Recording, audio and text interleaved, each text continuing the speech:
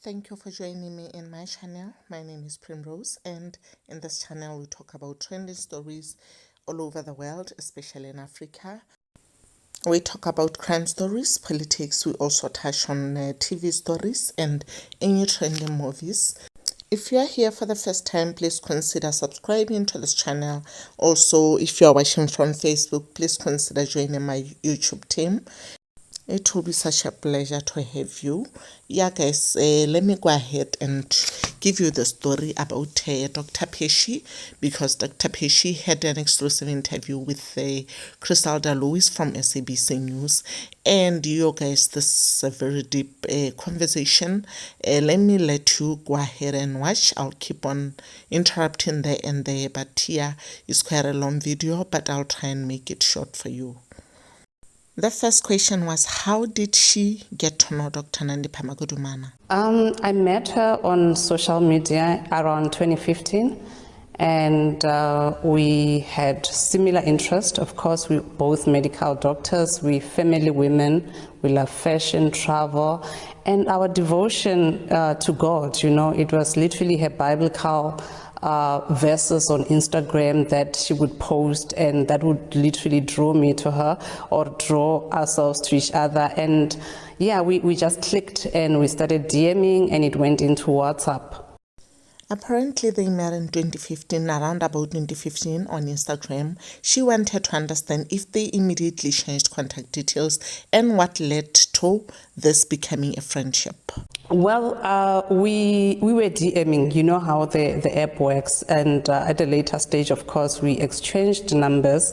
However, I'm busy. I don't really have the most balanced schedule. I'm forever entangled in competing priorities between my medical practice, my community projects, and my family. So I never really had time to meet up in person. Instead, we would, opt for synchronizing our red carpet appearances. So we'll meet up at events, but never at a closed space, as in at our sacred spaces or our homes, no.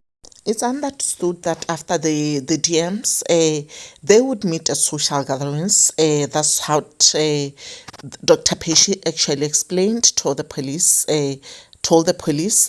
Then Dr. Nandipa showed interest to work with Dr. Pashy via the media company that she owned. When was that, and how the business proposition came about? Well, through our WhatsApp conversations and calls, we grew close, and I've learned that she's a woman of God, a pastor's daughter. So we became close, and in 2020, this is February of 2020, she told me that she owns this media company, and then it's got the international leg as well, where the chairperson is TK Ngwana, and then she exchanged. I gave her permission to give TK my number, and he called me, introduced himself as the CEO of Vibes California, New York, and London. And we spoke about my brand, which is centered around women empowerment, which is centered around philanthropy, and how they can actually expand it, and how they can actually help me fund the work that I've already been doing with the foundation. They then promised that they can bring the likes of Oprah Winfrey to be at like your conferences, your woman empowerment conferences. I agreed to that, looking at the fact that Oprah Winfrey is a woman who inspires me the most, and we've been living off her motivational quotes, whether it's in life or it's in medical school. So besides, she has planted a seed of philanthropy in the children of Africa, and in South Africa as well. So I felt like it's our responsibility as the younger generation of women to carry on that legacy and to pave it forward. So yes, they brought the proposal, we signed contracts, and yeah, we started working from there. Apparently, Dr. Nandipa forwarded Dr. Pashy's number to King Gwana, rather one of the aliases of Thabo Bester, and then she wanted to understand how did Thabo introduce himself to Dr. Pashy. He said he was TK Nkwana, a South African businessman who's now based in the US, and he said he had good relationships with the likes of Oprah Winfrey, as he was also a part of the team that was organizing her coming to South Africa for the Global Citizen. And yeah, that was TK Nkwana, and even the contracts, everything is like US and London, so that's... The promise of helping Dr. Pashy establish business in the United States is what was used to lure her. Yeah, that's what was asked. Yes, I had this idea of having a brand that grows outside the Dr. Pashy name. So the Power Woman brand was birthed in response to the need for positive female-centric spaces and the need to empower women both academically, economically and mentally. And I wanted to ignite fire in every woman to step up and, live in their full potential. Was TK Nkwana constantly communicating? Was he constantly giving feedback about the so-called assistance he was going to give Dr. Pashy? At that time, was Pashy also in touch with Dr. Nandipa on how this grand plan was going to be executed to give her brand international status in the US? Yeah, well, I was in contact with both of them, especially when, things will be delayed, and then I would go to her, we'll pray about it. I would call her and we'll pray about it. And I was in constantly contacted by TK to give me the feedback, because I wanted to know, every move, where we are in terms of the conference. We have paid the speakers, we have paid the venue, which was it was supposed to be in Senton, but because of the delay in the vaccine rollout in South Africa, then we took it to the Staples Center in California, and then we paid for the stage, for the disaster management system, and for the ticket sales system. So this happened over a while.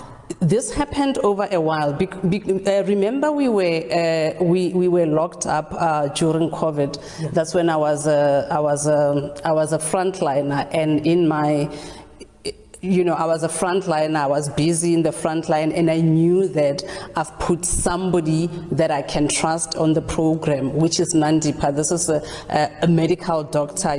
Being a medical doctor, it automatically comes with principles. You are in a principled career, in a career of value and ethics. So I didn't think that in any way there was a way that she would sabotage me, because she had a lot to lose. There's a career, and she had, she had her own things, and she was gonna lose all of that for, sabotaging me. So I trusted that she was gonna do as we agreed. So yes, I was in constant contact with TK Nkwana. And then came the request for money. Yes, all the things that I said, they were requesting funds. Remember, when you do events, you find that the sponsors, they want you to cover the bases before they can come with the sponsorship. They want contracts. For you to get a contract with a speaker or with service providers, you need to have paid them something so that you have an agreement, and then when sponsorship comes, then you can pay the rest. So TK Nkwana sent Dr. Pashy contracts, dubious contracts that the SABC has also seen, contracts that were in the pretense that this conference was really going to take place. Yes, there were signed contracts by OWN Network, Oprah Winfrey's network, signed contracts by the Oprah Winfrey management. Gayle King was going to be one of the speakers as well. There were contracts for her, it was a lot. Dr. Pashy was also promised that this whole women's conference was going to also give her an opportunity to get to work with Oprah Winfrey.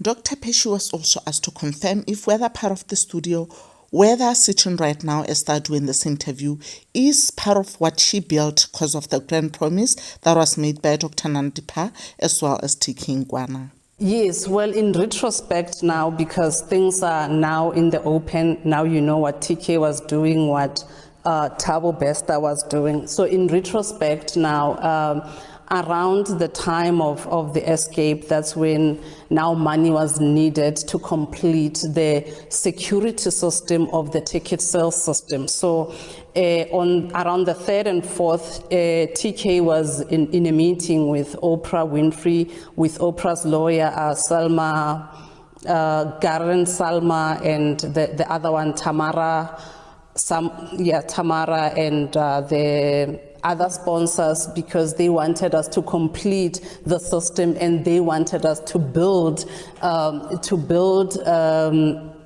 a studio where we can host the Power Woman Africa. Power Woman Africa is a talk show where I would have conversations with some of the most powerful women in the continent. Dr. Pashy was also asked to confirm if whether this conversation that she had with TK Ngwana was done on the 3rd and 4th of May. I remember in retrospect now, when things happen, you go back, you check. On the 2nd of May. The 2nd of May was the day before the escape. On the 2nd of May, I just remember just sending him a message that it's a holiday in South Africa, because I think it was the holiday on the 1st that moved to the 2nd. And then the 3rd of May, we couldn't really talk much because he was going to be in a meeting, in this big meeting, which was tough because of the demands and because of, the toughness of the meeting, because we're supposed to finish with the ticket sales system by the 5th of April. So these delays were disrupting. She also had to confirm if whether the day that she was communicating with Thabo was actually a day before the grand escape. Not knowing anything. It's only now in retrospect you go back to the messages to see where Power Woman was at the time. When did she realize that something was drastically wrong?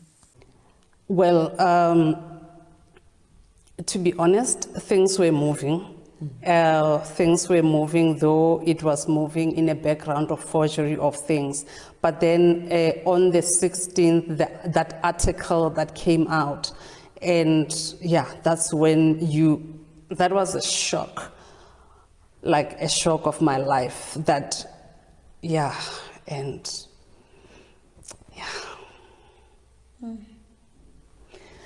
So at that time with the conference, we were about to launch, and he was in the US and he was supposed to come to South Africa now to help with the logistics, moving to launching of the Power Woman conference. And then remember, he also had my passports at the time. This is when now I'll get all of those things, traveling documents and everything back from them. Dr. Pashy was asked when did she hand her passports to Dr. Nandipa, since she didn't know about Thabo being in prison. So my passports left me on the 19th of January. Because 2023, because they were organizing my working visa in the US. Remember, not only was I going there to do an Power Woman, but I wanted to visit hospitals to be working there as an anesthesiologist. So my qualifications were required, my passports, a lot of things were required that I handed on. Because I was busy on that day, I couldn't meet up with Nandipa, so she sent the driver to fetch the passports on the 19th of January. Why did she hand in 2 passports? It's 2 passports because the other one, even if it was expired, it had a valid US visa. Remember, here we were applying for a working visa. That was just a traveling visa. So for me to get that, I had to. This is what they told me, that to give them the one with the working visa, the one with the active traveling visa. and my active passport, which was the one that she was caught with. And anyway, to expand on the passport one, that passport I did after finding out what was happening. Of course, I went to do an affidavit, and I did another passport. So when I did another passport, I cancelled that passport. So when she was caught with that passport was like a piece of paper, because it was, if anyone could have just bothered to scan that passport, they would see that is not working. It was like having, being rich in Monopoly. It was not working. The important one at that time actually was the one that they said it was not important because it had an active US visa. Allegedly, Dr. Pashy paid millions for all of this. She wanted Dr. Pashy to confirm if whether it's true. Well, it's true, but I can't at this point disclose how much was paid when, because this matter is still under investigation. Would she say it's more than 5 million? Griselda, it's still under investigation, and to actually, the police, I'm sure they're actually checking the movement of that money, and I'm still in consultation with the lawyers in terms of the criminal charge. I laid a criminal case, and we are busy with the civil cases to try to recover the funds. But can she confirm it's millions? I can confirm that, yes, it's millions. Who did she pay the money to?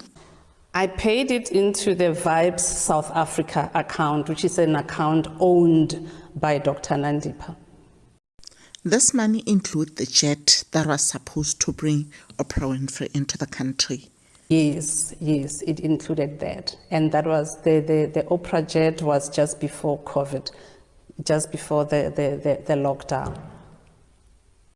And you paid this monies? Why? She was asked why she had to pay that money into that account, even though she had never met TK Ngwana.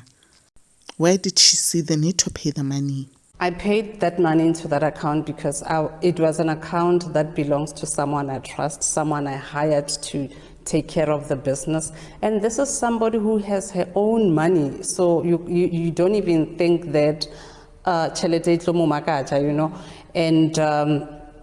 and remember, even if I was in conversation with TK in terms of the business, this is still Nandipa's business, and we communicate with Nandipa. There are contracts that were brought forward. There are a lot of emails, communications that were brought forward in terms of, okay, this is how much is required, then you pay this, you get an invoice to see the confirmations that this has been paid for this particular amount. So it was a transaction that was going smooth in terms of you're seeing the results, and then it was only when they had to deliver that they got exposed.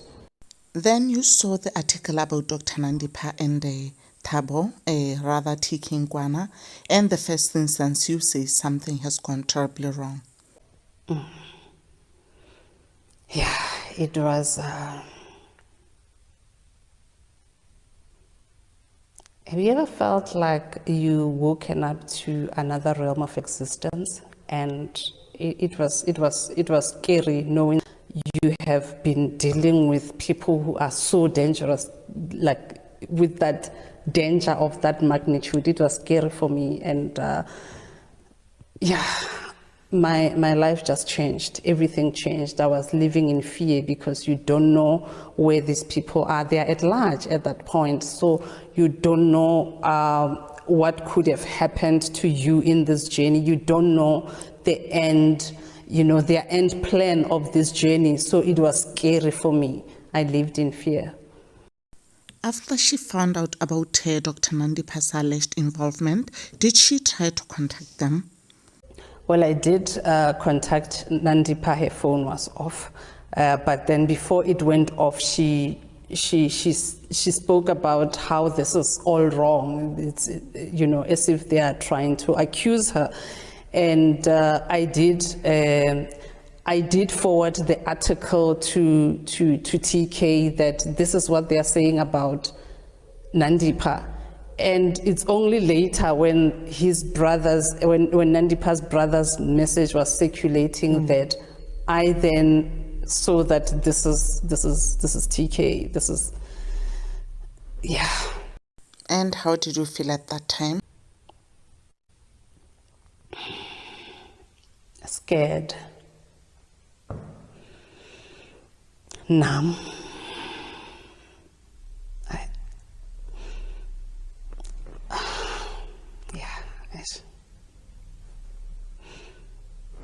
Do you feel betrayed?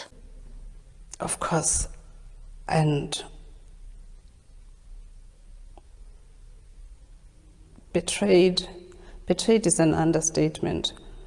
Yeah.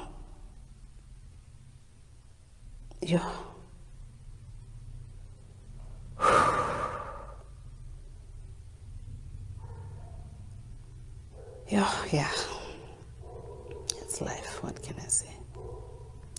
So yeah, it's been a roller coaster since then, because now you are scared because you have these people who are at large, and they could probably silence you just to, Did they threaten you after you tried to contact them? Well, they accused me of working with the police. They accused me of feeding the police with information.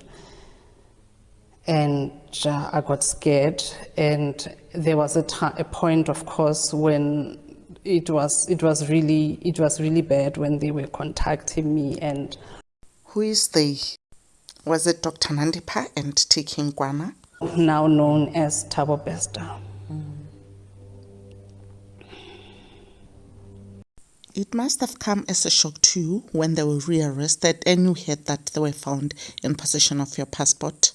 It did, because I thought maybe she had left them in the house or something. So for her, when they said they were arrested, I felt a sense of relief. And a few hours later, news broke that she indeed has my passports. Yeah, that was horrible. That's where now my nightmare came in, because her having my passport was being interrupted as if me abating them to escape.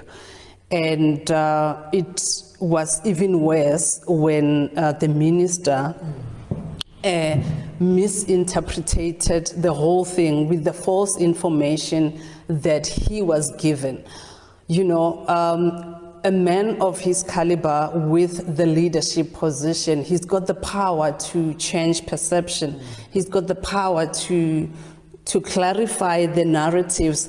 But on that day, that power was used because of the false information that he had.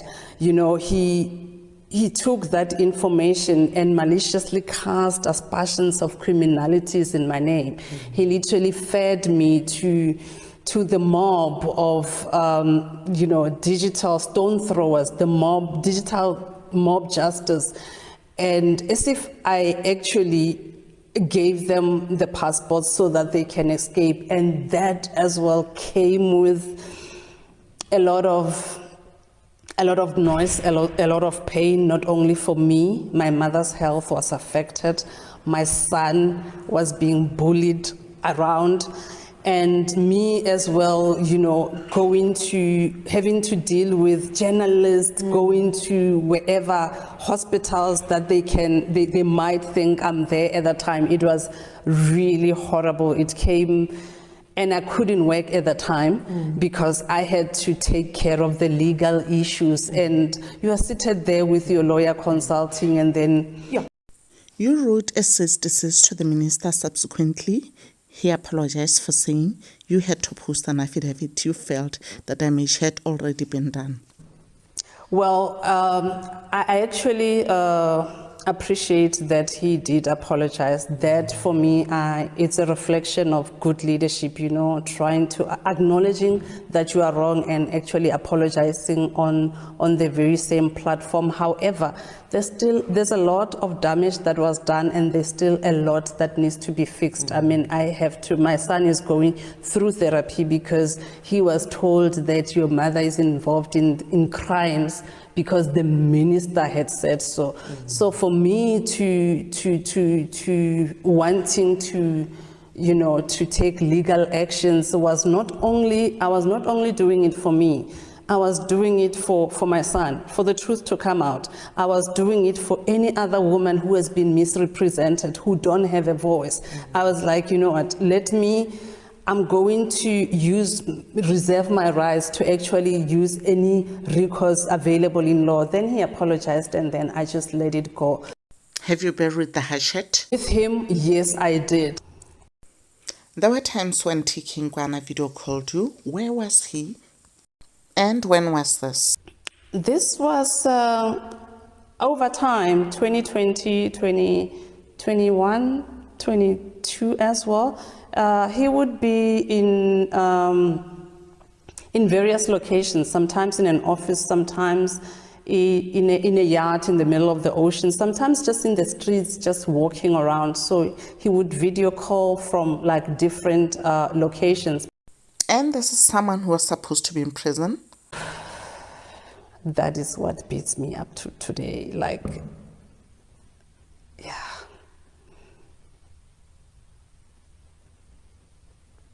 So, how has all of this affected you?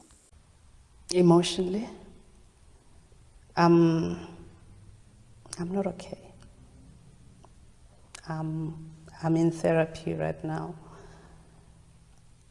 Obviously, the journey with Power Woman, this was a journey during COVID actually, and then when COVID now is over, then you preparing to launch and all. So it came with so many obstacles, so many, it was a lot of things that were happening that were really draining, not only financially, is mentally as well.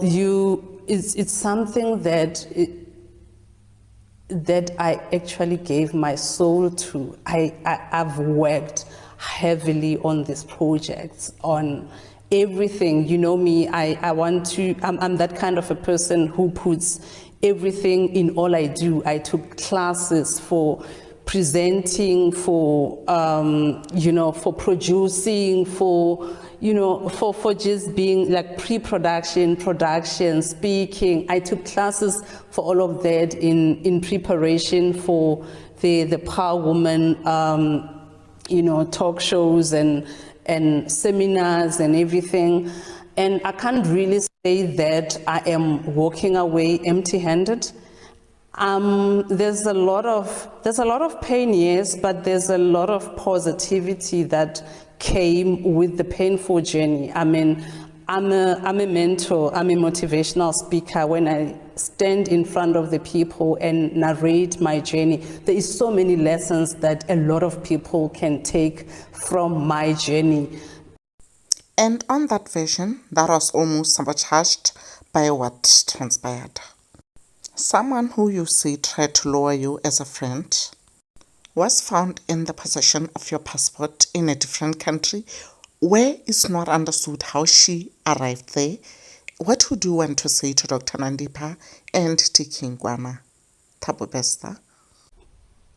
I want to tell them that this is not the death of Dr. Pashy Foundation and the good work that it has done. This is not the miscarriage of the Power Woman organization and the plans that I had originally had to do with the organization. But it is the rebirth of Dr. Pashy. The next chapter of my life, I call it the Dr. Pashy Reloaded. And I want to say to them that, like, why? Like, why? How could they do that? How can they lie to me? How can they do that to bodies? How do you, like what happened with Katlaho Bereng, it's, I cry. I think of that guy and I cry all the time that, you know, we still don't know how he died, but we know they have violated his body. It's a painful, it's so painful. And with what could have happened to me, it's painful. Like, what were they thinking? What was inside their hearts? What was inside their souls? I mean, this kind of darkness, I never knew or imagined that is humanly possible. Like, and why me? And obviously you want justice. Of course, I want justice, not only for me, and for other people who have been scammed by them and are afraid to come out. Are there people who've been scammed by this couple who are afraid to come out? Of course there are. Doctors as well. I'm not the only doctor, but people cannot come out because of what has happened to me, because I received that digital mob justice. Nobody wants that for themselves. They rather stay in their corner and just recover and cry in their corner. That's how the interview went, guys. Please let me know what your thoughts are in the comment section, because guys, a lot of people don't believe this woman. They think she'll soon incriminate herself even further. And guys, for me, I think maybe I have a weak heart. I was feeling sorry for her. I don't know, guys. I'm very confused. Please let me know. Maybe your comments can actually put me somewhere, because I'm not sure where I belong right now. I'll see you on the next video. Please remember to give it a like, a share, and consider subscribing just in case you're not. My love is real.